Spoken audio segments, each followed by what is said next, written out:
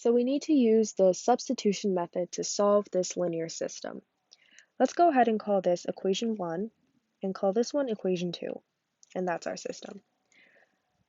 I can pick any equation I want since they seem roughly about the same complexity, and I'll pick either one of them to solve for or isolate for a variable. Let's take equation 1 and let's isolate x. So in x plus 4y equals 5, isolating for x means that x equals 5 minus 4y. Now that I have this, I can sub that back into equation 2. So let's sub x equals 5 minus 4y into 2. So where x equals 2y equals 7, I'm going to replace x with 5 minus 4y. 5 minus 4y plus 2y equals 7. Now that my entire equation is in terms of y, I can actually solve for y. Let me add the like terms together.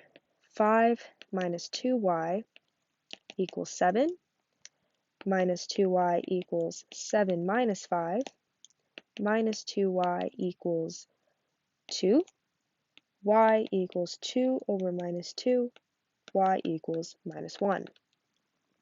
Now that I have the answer for y, I can plug that back into equation 1. So sub y equals minus 1 into 1. X plus 4y equals 5, but instead of y, I'm going to write negative 1. X plus 4 times negative 1 equals 5. X minus 4 equals 5. X equals 5 plus 4, since I bring it over, x equals 9.